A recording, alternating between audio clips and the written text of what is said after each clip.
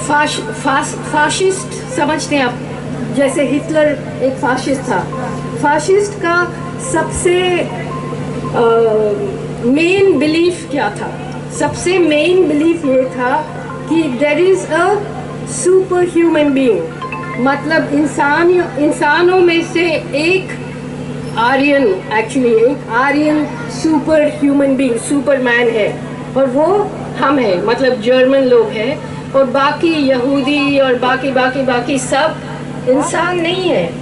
और उनको समझा दिया गया उनके लोगों को कि ये लोग इंसान नहीं है, इनको ख़त्म कर दो, मतलब कंसंट्रेशन कैंप में डाल दो, ख़त्म कर दो।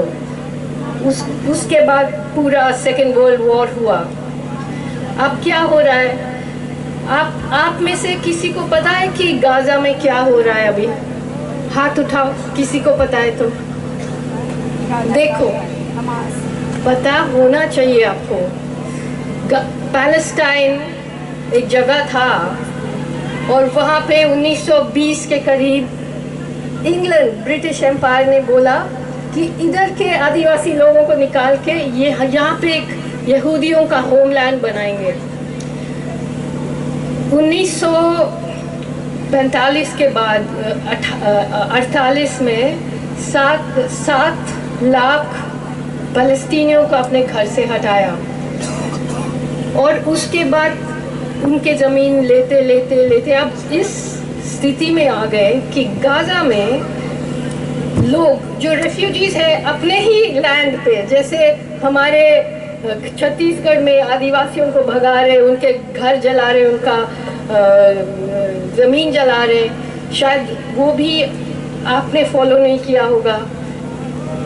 लेकिन पैलेस्टाइन में 2 लाख लोगों को एक वॉल बना के, प्रिजन जैसे है, ओपन एयर प्रिजन जैसे कहते हैं, उनका पानी, उनका बिजली, उनका चिट्ठी, उनका किताब, उनका आना जाना सब इजराइल कंट्रोल करते हैं।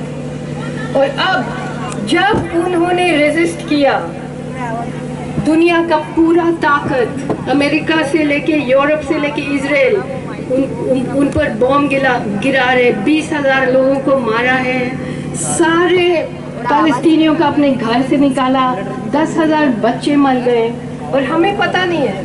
50 साल पहले इंडिया में बहुत प्रोटेस्ट होता,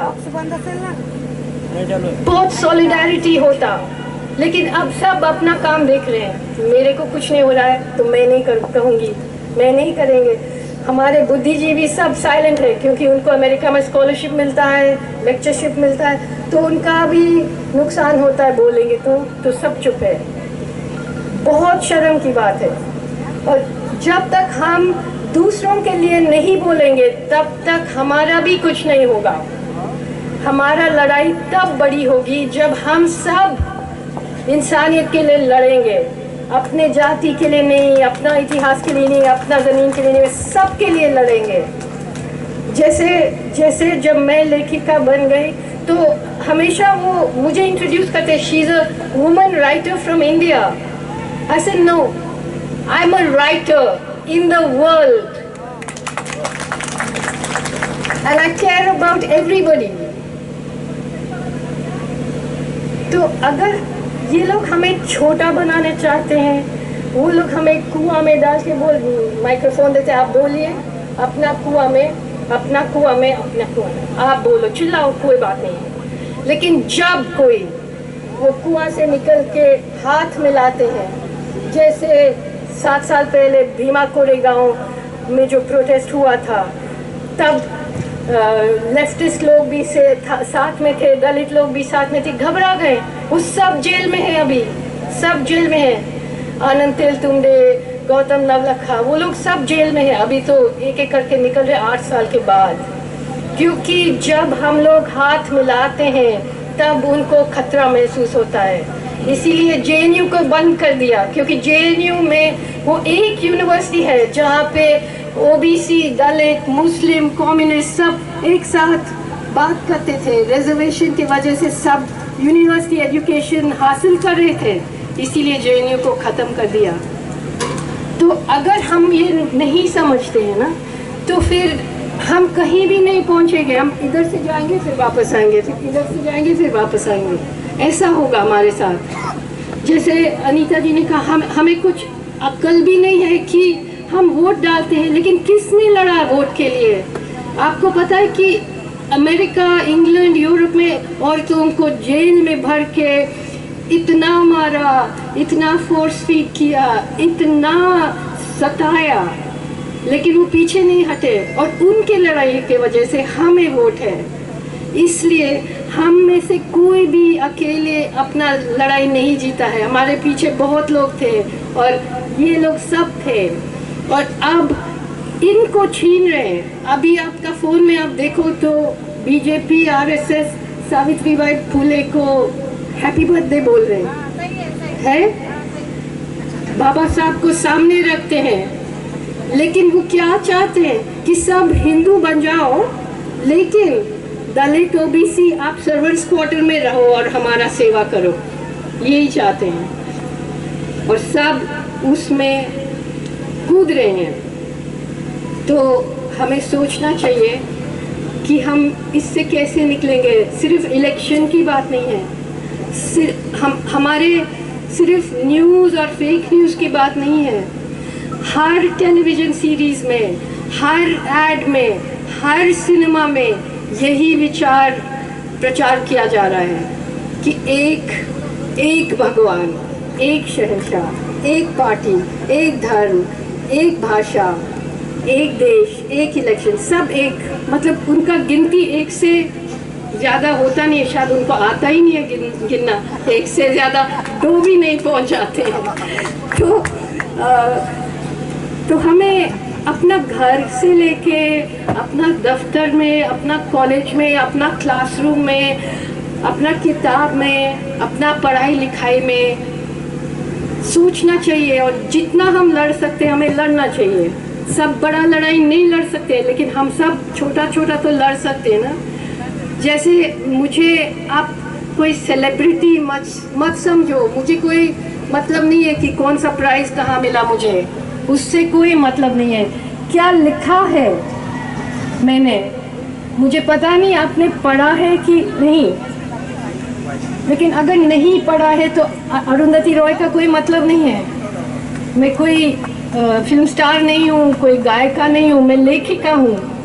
आप मुझे सुनो मत, पढ़ो, और फिर आप डिसाइड करो कि ये सच बोल रही है, सही बोल रही है। हम डिसएग्री करते, अग्री करते, लेकिन किसी को क्या कहते हैं, वर्शिप मत करना। अपना दिमाग लगा के अपने बच्चों को पढ़ाओ। और अब आप मुझे सवाल पूछो, मैं जवाब दूंगी, क्योंकि मैं नहीं चाहती हूँ कि बस मैं आपसे बोलूँगी और कुछ समझाऊँगी, मैं समझना भी चाहती हूँ आपसे। थैंक यू मैम जी। मुझे 3 क्वेश्चन पूछना आपसे। आप राइटर ही क्यों बनी? आप और भी तो कुछ बन सकते थे ना, तो आप राइटर ही क्यों बने? तो मैं एक्चुअली राइटर नहीं, सिर्फ राइटर नहीं हूँ। पहले मैं आर्किटेक्चर पढ़ा था। आर्किटेक्चर जानती हो? yes. बिल्डिंग डिज़ाइन 5 साल का कोर्स है। तो पहले मैं आर्किटेक्चर पढ़ा, और आर्किटेक्चर में मुझे लगा 5 साल पढ़ने के बाद कि मैं ऐसा व्यक्ति नहीं बनना चाहती हूँ जो अमीर लोगों के लिए घर बनाऊंगी, तो मैंने छोड़ दिया। उसके बाद मैं इधर उधर भटक के फिर मैं कुछ साल के लिए फिल्म में काम किया। पहले एज एन एक्ट्रेस 1-2 फिल्में, फिर मैंने फिल्म स्क्रीन प्ले लिखा और फिल्म प्रोडक्शन डिज़ाइन किया, मतलब फिल्म का सेट्स और फिल्म वो सब। और जैसे मैं फिल्म में काम किया, मैं थक गई, क्योंकि ये एक्टर लोगों का नखरा और इसका उसका, प्रोड्यूसर का, पैसा का, ये वो। तो मैंने सोचा कि मैं कुछ करना चाहती हूँ जो पूरा मेरे कंट्रोल में होगा, और वो है राइटर, जो अकेली जीती है, अकेली लिखती है और अकेली जिंदाबाद करती है।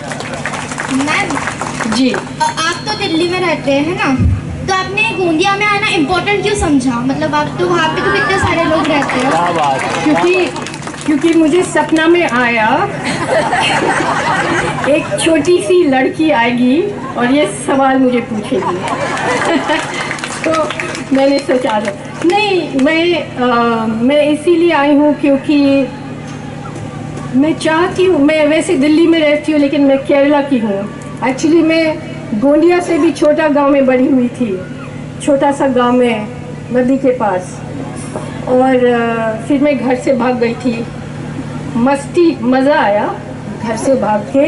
मैं अपना फीस वीस सब अपने आप नौकरी करके फीस भरती थी। और फिर मुझे जब अगर आप कभी लेखक या लेखिका बनेंगे तो आपका दिमाग खुला रखना चाहिए। आपको सिर्फ जो आप जानते हैं उसी चीज़ को दोहराना नहीं, आप जाना चाहिए जहाँ कभी नहीं गए। आपको समझना चाहिए जो लोग आप पहले से नहीं मिले, उनका क्या प्रॉब्लम है, उनका दुनिया कैसे है, वो क्या पहनते हैं, क्या होता है वहाँ। उसको कहते हैं in English curiosity and understanding. वो सबसे बड़ी, एक लेखक के लिए सबसे बड़ा चीज़ ये है, समझ और क्यूरियोसिटी। पुरस्कार तो बाद में आता है, उससे कोई फ़र्क नहीं पड़ता। लेकिन अगर आप लेखक हैं तो आप हमेशा तैयार होना चाहिए कि आप अनजान जगह में जाएंगे, लोगों से बात करेंगे, उनकी बातें समझ आएंगे आपको। Ma'am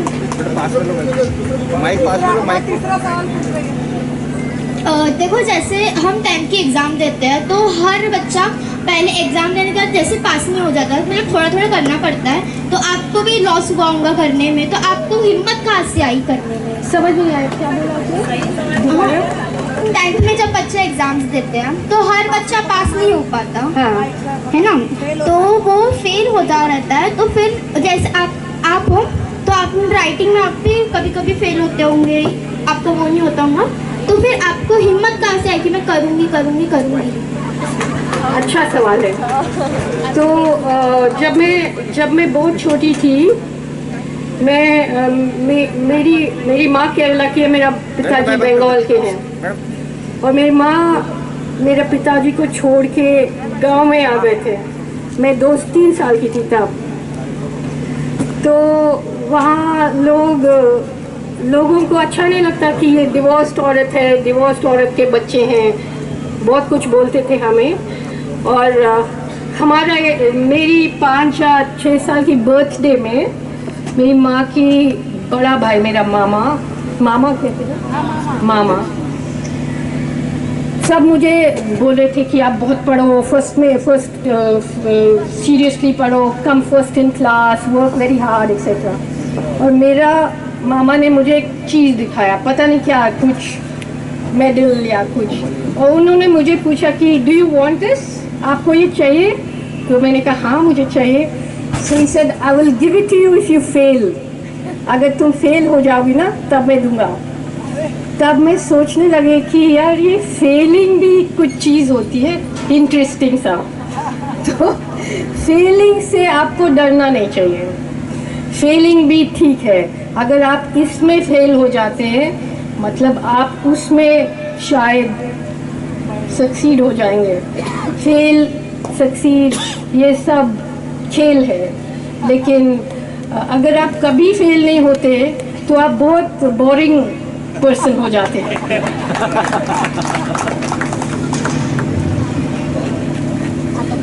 now yes, hello ma'am, I am Lakshmi Sunita Ashok Kumar.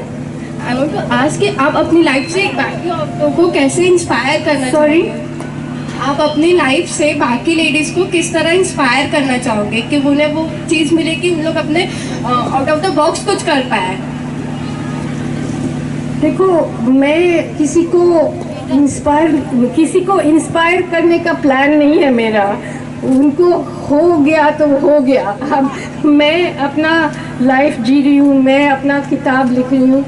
और सबसे इम्पोर्टेंट चीज़ है कि मुझे 4-5 साल से की उम्र से पता था, क्योंकि मैं देखिए, मैं ना मैं दलित हूँ ना ओबीसी, मेरी माँ क्रिश्चियन है और मेरा बाप बंगाली तब हिंदू था, और हमारे क्रिश्चियन समाज वहाँ पे बहुत कट्टर था।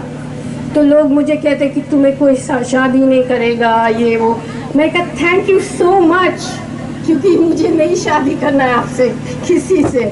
मुझे 4 साल से आज़ादी चाहिए था, और उसके लिए बहुत काम करना पड़ा, और बहुत खुशी से काम करना पड़ा। और मैं चाहती हूँ कि बच्चे लोग, यंग वीमेन, समझना चाहिए आपको। देखो मैं आपको नाही बसायचं नाही, क्वेश्चन विचारून चाललो मी मागे।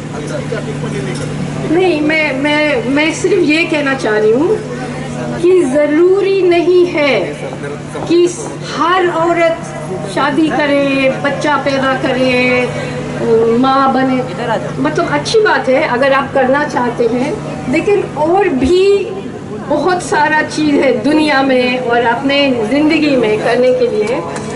तो यही मैं कहना चाहती हूँ कि आप अपना दिल और दिमाग में खोजो कि आप कौन हो, क्यों आए हो यहाँ पे, क्या कर सकते हैं, और फिर वो करो।